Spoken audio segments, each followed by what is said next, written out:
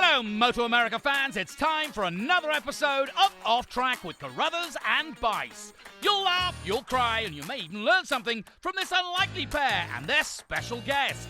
The mic is yours, Paul and Sean. Hello, MotoAmerica fans. Welcome to this latest edition of Off Track with Carruthers and Bice. I am Bice, and I have Communications Manager for MotoAmerica, Paul Carruthers, with us. And Paul, this is episode 251. We didn't celebrate 250, so we did. 251's pretty damn good. 251 weeks. Absolutely. That's a long damn time. We've both gotten older. Yeah. Fortunately, more handsome, but older. Well, you have. Oh, yeah. Not me. It's only one-sided. Hey, so we're here at New Jersey Motorsports Park, and it's the final round of our season, and there's a lot of cool stuff happening. We've obviously got a big decision to be made with the championship in Mission King of the Baggers Championship. Twins Cup, REV'IT Twins Cup is going to be decided. And speaking of REV'IT Twins Cup, is there another one I need to mention? No, you're good. Okay. Speaking of REV'IT Twins Cup, we have a Twins rider who is a legend in my mind and everybody else's. He's a real Twins rider. Yes, he is. And, you know, I know he was on our podcast at one time, but we've never done a video version of it. And it's Dallas Daniels, of course. Welcome in.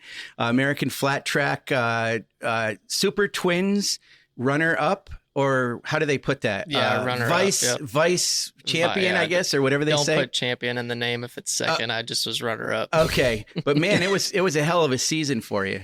No, it was really good. It was my second full year in Super Twins. The team I'm on, I've been with them every year since I've been a pro, and it was just a great year. We came out firing at Daytona, won both rounds there. I had like 13 consecutive podiums or something, and led the points for the majority of the season, and it had a few mishaps there towards the end, and it obviously didn't end how we wanted. But when you look back on it, it was a great year. You know, I'm battling the guy that just tied the greatest of all time for 9 championships, Jared Mees, and you know, we were just I really didn't struggle much all year. And we went to Springfield, and it was like hit me like a bag of rocks. I struggled bad there for whatever reason, and it was a bummer. But you know, it's cool the season ended early, so I come hang out with you guys again. And then you struggled at like the place that he's the best at too. So that exactly, I struggle and he goes he wins and then gets second. So it was just right. You know what? The way I looked at it is the first round I won both, and he got 2 fourths and struggled, and then the last round I struggled. I just struggled when it counted the most. You know, right? So. When that struggling happens, I mean, I don't really understand it. Is it the dirt? Is it, what is it? What happens when that goes on? It feels like a karma thing. It's so strange. No, it is too, especially like when you kind of look at the year we've had. Like I'm in the fight for the podium at every race, even like Peoria I crashed. But other than that, I was on the podium every one besides Springfield. And it's just a combination, you know, like the difference between road racing and flat track is like, our track changes all the time. Like you could go out one time and it's, you know, great traction, and the next time it's just super slippery. And that was kind of what hit us at Springfield. Like for practice, we had a bunch of grip and we were kind of running up high. And then in the heat races, it was just like, bam, right down by the guardrail, kind of a patchy groove with holes in it. And so it was just, you know, and some of it has to do with our motorcycle. Our, you know, the Yamaha struggles a little bit on those big, like, rounder corners like that Springfield has, and a lot of the tracks earlier in the year it wasn't really like that. So, and it you know, and then obviously some with me, a lot of people were like, did the pressure get to you? And I'm like, well, obviously there's pressure, but yeah, it was a bummer. Like we made headway from the first day to the second day, and it's like you can't really pinpoint one thing. Like, you know, sometimes just have a bad day, and unfortunately it's not when I needed to have one. Yeah. So we've heard a lot about the bike, and it doesn't lack for power. It's trying to get that bike to the ground, and you guys have come a long ways with that versus the way it was early on. They struggled quite a bit and kept after it, and this year was pretty incredible for that bike. Did it feel like a totally different bike this year or last year? I mean, when did the transition change? The transition really started winter testing this year. The team has a slew of engineers and people that are working on the bike. And obviously from years past, power has not been a disadvantage. If anything, it's been a big advantage. Those things have great power, but we were more worried about getting the power to the ground. And obviously in my short time, there was a couple things I found, and, you know, it's just like paying your dues. Like you can't develop a motorcycle in 1 year. Like this is 5 years they're going on developing this thing. Yeah. And last year we made headway, but we weren't quite in it enough to be championship material. And so this year we found some new things with components and chassis and engine combinations and, all this stuff. And I think in the process of that, we made huge headway. Like we won half miles and short tracks, and obviously JD kills it on the TTs like always. In that span, we lost power actually because we were looking to check this other box, and we did. And then we had to kind of go back and be like, okay, how do we get this power back for some of the miles? Because, Jared, he went back to the workshop and found essentially all of it back. So it was kind of a good and bad thing that we fixed some areas, but then it's you fix some, it hurts some other ones. So it's just part of it, I guess. Okay, let's talk about road racing. Yeah, because absolutely. This weekend he gets to stay clean. Yes. I'm so That's pumped. Well- JD always tells us, he's like, it's so nice to not have to spend an hour Yeah, cleaning he my says stuff. that. And Mhm. Yeah. Our truck driver Joey's in heaven just because you roll in, it's pavement everywhere, and roll them back in. yeah, the same as I your get to bolt. go home and just take the boots out of my bag and put them in the locker. I don't even have to clean them. Yeah, Yeah. No, you mean Joey Lombardo, right? Yeah. yeah. Yeah. So Yeah. Joey Lombardo, who a lot of people probably know was the crew chief of Tommy Hayden, who runs our team when they won 2 Supersport 600 championships, and that's my crew chief for the weekend. That's awesome. And he's our truck driver for dirt track. That's pretty much his only title. But yeah, he's the crew chief this weekend. That's Was cool. the decision made to come here late, or did you guys plan on it if it was going to work out? I mean, earlier in the year? Well, so I would say around the beginning of August, I mentioned something to my team owner, Tim Estenson, and was like, hey, this looks like it could be a possibility. Because obviously I couldn't do COTA, right, if I wanted to ride a twins bike. And he was like, oh, well, if it's after the season, I don't have a problem with it. And it kind of got mentioned to Yamaha, and Yamaha's like, yeah, that'd be kind of cool. Maybe a cool story. Me and JD both go into pavement, and obviously we're road racers in the past, or JD was. I did a little bit of it, but it was yeah, we could talk about it. And it kind of went away because I was in a battle for a championship. So I just wanted to focus on that. And then after the year was over, I called Tommy and I'm like, hey, what do you think about this? Could this be possible? And he's like, let me make some phone calls. And Yamaha was like, well, if you're going to do it, we want you to ride this motorcycle, which was the Chuck Giacchetto Team ESO is the team. Right. Dominic Doyle rides for him. They had an extra bike. He's like, we'd like you to ride that one. So it was kind of planned that I was just going to come in and ride for this team and whatever. And then they're kind of like, hey, we're busy. We don't really have time to get this bike ready. Do you want to come get it? And my dad was like, hey, this is a win-win. Then we could ride it, So I was like, because I was just going to do a track day on this R6 that I have. And so then it was kind of like, hey, you need to bring a crew.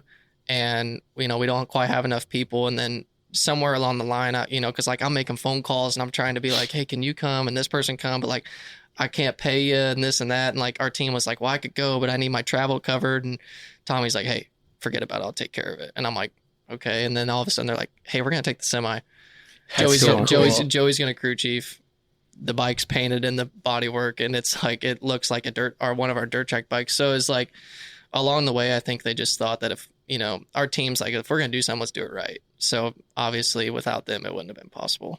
Now, it's kind of weird because based on your road racing experience, there shouldn't really be any pressure when you come in here.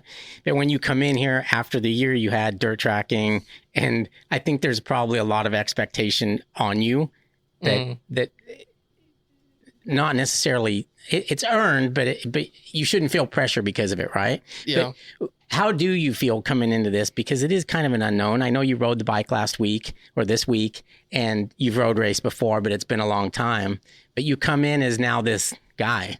Yeah, so it's definitely weird because I think of the last time I was here, I was a championship contender, and I know it's Junior Cup, but I was going pretty decent. Mm-hmm. And then it was I kind of just put up the suit, and I didn't ride for a long time. I actually about 2 years, and getting on the bike, it was definitely different. It took me a while, but once I kind of got going, it was okay, here it is. I'm coming back, and it just takes a while to get back in that groove. And obviously, as a racer, you're always oh, we're just going to have fun. It's going to be a good time. And then it's I show up and they're like, man, you brought the semi, you got a whole crew.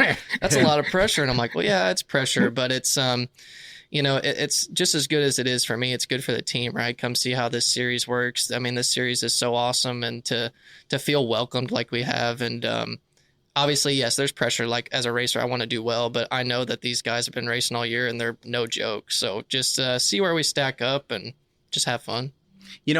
Dallas, I think you sold yourself a little short there, because you mentioned about JD road racing, which we know about his prowess in that. And you said something about, I did a little bit of road racing. Come on. I mean, let's face it. You did quite a bit. In fact, you raced over in Europe that one year, right? At the end of the season. Oh yeah, I forgot about that. Yeah, I was able to go over and do a World Super Sport 300 round at Qatar. I got my butt kicked, but it was fun. It's fun though. Yeah. It was a big eye opener, going over there. Like, those guys are no joke. Yeah. But I mean, it's what you did in Junior Cup. It's cool that you're back. And I love the fact that you've been racing this bike, an FC07, MT07, and this R7 is derived from that as well. Essentially the same engine, and the engine characteristics.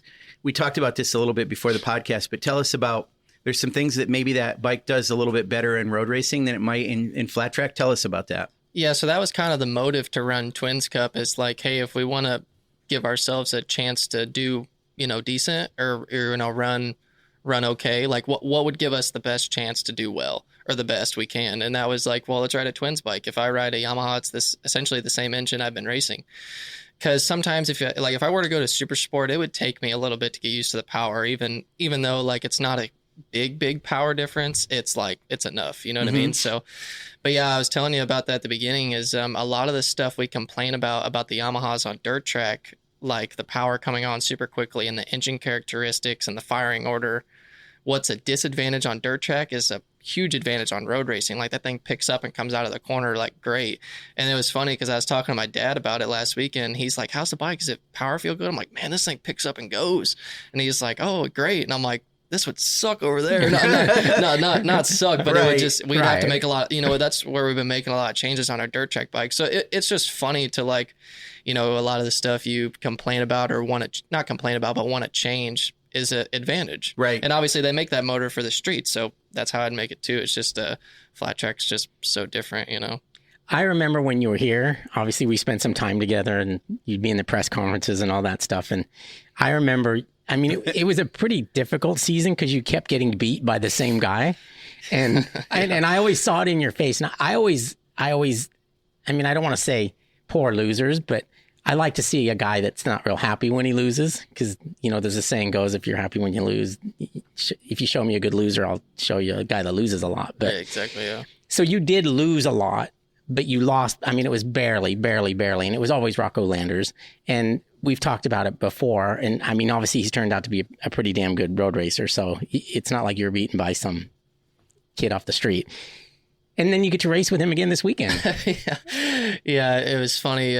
My buddy Maxwell, who races flat track, we're pretty good mates, and he's like, so is the rivalry going to restart? And I'm like, dude, I'll be lucky to be in the same sector as that guy. Like, Rocco is, like, obviously there was a period of time I didn't really like him too much just because he was kicking my butt. But the thing about Rocco is he's a good rider, but he knows how to race. And a lot of people don't know that difference. Like, like, for example, Jared Mees, I might be a better rider than him, but that dude can race. And like that difference is like he just knows where to put himself. And that's why he beat me so much, because I didn't really know. Now maybe if I get in that situation this weekend, I might know a little bit more than I did back then. But no, it's definitely cool. Like that rivalry, I guess, in the lower category, just racing with him again. It's definitely cool. He's a cool competitor for sure. And racecraft is racecraft, right? I mean, you have to have a lot of racecraft to do what you do on the dirt tracks. That's got to carry over. It's not like... No, it doesn't matter if it's road, dirt, in a car, anything. Like the racecraft is racecraft. And if you take a guy that can race and take him anywhere, whether it's motocross, dirt track, road racing, whatever, that applies. It's all the same. Whatever your strategy is or knowing how to race, it's just a skill that takes a long time to learn. And like, I haven't mastered it by no means, but it just takes experience. And I'm not quite sure how he got it so good as a young kid. It's kind of what pisses me off sometimes, but no. And even from him, like I learned so much from him that I took dirt track and like racing with him. So, wow. Did you learn it from him by observing? Because sometimes, I'm not trying to sell Rocco short, but sometimes he does. I don't know if he actually knows what he's doing. I don't mean it that way, but it's like a natural for him. Well, not a lot of good racers are like that. Yeah, they even can do it. Some Some guys do it, but they're not quite sure how they accomplish it. Yes. Yeah. So I'm like, for me, I'm like a student of the sport. Like I'm a fan of the sport, even though I race it, but I just enjoy watching racing. You watch everything, right? Oh, dude, he watches every kind of motorcycle racing. Yeah, motocross, dirt track. Like I wake up in the morning and turn on like motocross and watch stuff. And I just like, I I study it. Like I remember listening to something a while back at James Stewart. He's like, I'm truly a student of the sport, and like that's what it takes. And you got to be able to study your craft. And so I study other guys' craft too, and that's kind of how you learn how to beat them. Like I've learned if you want to be successful, it's got to kind of consume your life. And that's kind of what my dad taught me. And so for that reason, it helps me out a lot because, you know, I'm able to study other guys or, you know, whatever. Yeah. So when you talk about like strategy or racecraft, comparing a flat track to us, in road racing, if you're going to make a pass on somebody, sometimes you have to kind of set it up a turn or a few turns in advance. So tell me about in flat track, are you doing the same thing if you're going to make a pass? There are fewer turns, obviously, but are you setting it up beforehand? So I think the biggest difference is road racing, you just get a little more time to plan, right? Like you can sit on a guy for a whole lap and have, that's like 4 laps in our world, you know what I mean? A lap, like I'm just saying that you get a little bit more time. So it all applies. Like I might set up a pass in turn 1 at Springfield Mile to pass the guy in turn 3, where might be the same out here, just finding your strengths and weaknesses. And obviously, like I said, the biggest thing with road racing is you just get so much more time to plan. And like there's a lot more places to struggle or be better than somebody, where dirt track, it's like, oh, I'm not great in 1 and 2, but man, I'm good in 3 and 4. But it's like, it's kind of like this, you know what I mean? Where in road racing, I could be like really good in sector 1, but another guy be good in sector 2. And it's just a different type of planning, but it's sort of the same, I guess. Yeah. Yeah. And even along that line too, it's interesting that in road racing, we've heard this in press conferences, guys that'll be on the podium and maybe didn't win. They'll say, you know, the next day they'll win the race and they'll say, you know, I had overnight to kind of think about it a little bit more. And I don't know really what they're thinking about, except that with our series and how we're like 3 days, there is some advantage to having some time to work on setup and actually figure out what we're going to do, right? Or what you're going to do strategy wise. No, yeah, 100%. That's kind of one of the things I enjoy about road racing more is you get so much more track time. Yeah. And that's like flat track, to put it in perspective for you, they take the whole semi, the whole deal, all of our guys, and we are on track 20 minutes. That's what JD told me at the last race. And I mean, like when it, like our JD's crew chief, Dustin, his name's Dustin, when he boiled it down like that, I was like, it's ridiculous. Oh my gosh. Like my first session tomorrow is 25 minutes. I'll already ride more in my first free practice than I will the whole time. And so that's one of the things too for me. Like when I went and tested last weekend on this bike, like the first day I was like kind of struggling. I just like had that night's sleep to think about it. And the next day was like immediately faster. Yeah. And then just faster. We just pick up where you left off. Exactly. And so then I can have like, yes, it's only 2 sessions tomorrow I'm going to get, but it's just like having those extra sessions to be able, especially for a guy like me who's coming in cold turkey kind of, it's just, you get, not only do you get more time to set up your bike, you get more time to set up your mind. And the thing I like too is like I can be out in practice and like I want to come in, make a change, or I just want to come in, just take a second, think about things. In dirt track, we get 4 laps of practice. Yeah, you're not coming in. No, you're sprinting and you need every lap. So it's like, that's one thing I like about road racing. Even if I'll come in and just ride down pit road, like just take that minute to like decompress. Yeah. So, yeah, you know. So you talked about Rocco, but in Twins Cup, a lot of the riders that you raced against in Junior Cup are now in Twins Cup against you. I mean, Gus Rodeo, I think. That was his first year, I think, when I raced Junior Cup. Okay. Yeah. Obviously Dominic Doyle. Yeah. So it's interesting that all of you kind of are having you're having a reunion with some of the other racers that have been here. They've been racing on the road on road courses while you've been doing the dirt, but it's kind of cool that you've kind of gotten back together with everybody. Have you been around and talked to some of your former co-racers or competitors? Yeah, a little bit, or just talk to people I haven't seen in a long time. It's just so good to see familiar faces, and a lot of my really good friends are in road racing, like Teague Hobbs, who races Super Sport. Teague, yes. Yeah, me and him are like best friends. That's so awesome. It's cool to just come back and like, it's not like, oh, the dirt track kids here. It's like, oh, Dallas here. Hey, cool. What's up, man? And It's like, or you smell good if you're talking to Sean. I did notice he smells good. But no. Yeah, it's definitely cool. And I think like, everybody knows that I'm just coming in to like have fun. Like I'm not here to like, if I can get in the middle of the championship battle and like try to win, I'm for sure going to. But it's definitely cool. I haven't got the chance to talk to many people just because we've been busy this morning getting stuff settled, but I'll definitely be making my rounds today for sure. Yeah. And I mean, it's only Thursday, just so the viewers and listeners know for sure. So, I mean, we got a lot of time. We'll not be on track until tomorrow. So I want to ask about You probably can't say anything, Dallas, but we got to ask you. I mean, we know how you feel about road racing. We know how JD feels about it. JD sort of didn't he didn't say anything, but he sort of intimated that there might have been something. And, I don't know if Paul knew ahead of time, but I mean, once I found out, I was pretty overjoyed about it. Anything about next year? I mean... No, man, I wish I had something to tell you, or I wish I had something I knew that you didn't know. Right.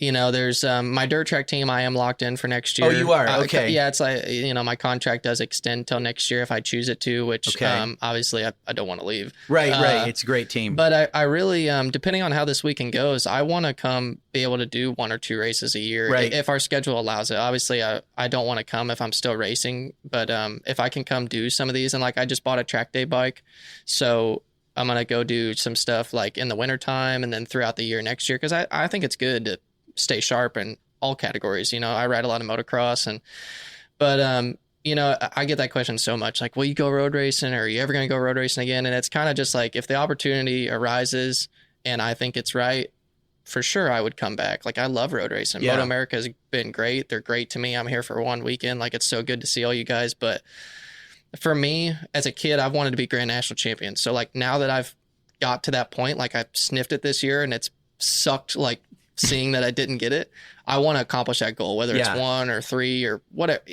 I want to try my hardest. I'm not going to give it 1 year and be like, okay, I'm going to go road racing. No, we got close. Yeah. I want to win that title. Right.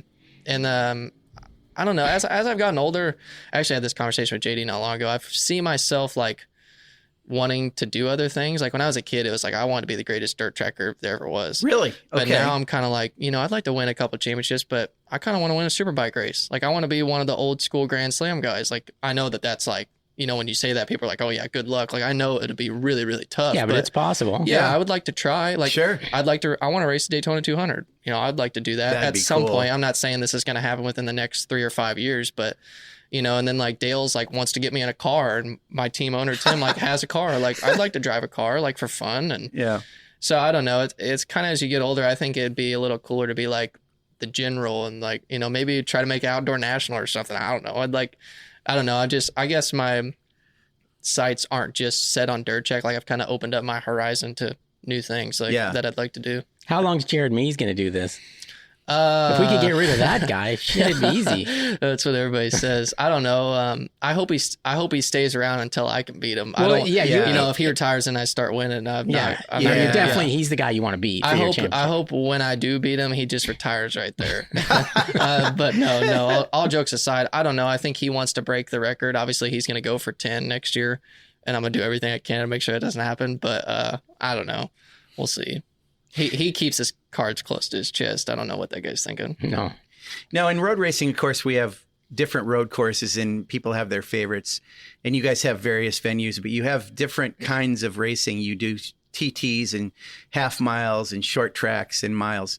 What's your favorite form of flat track racing? I'm pretty open about it. For me, it's TTs. I love TTs. Yeah. I think it has a lot to do. I grew up doing a lot of motocross and then like obviously doing some road racing. But even before I started road racing, I love TTs. Like I really, like I said, I kind of started in motocross. I did a lot of that, a lot of woods riding.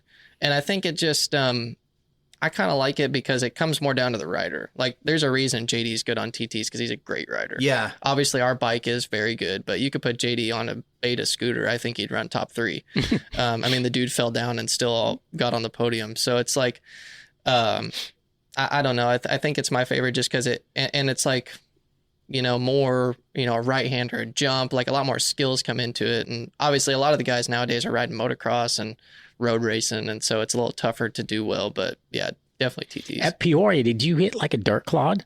Dude, I hit like a cement block.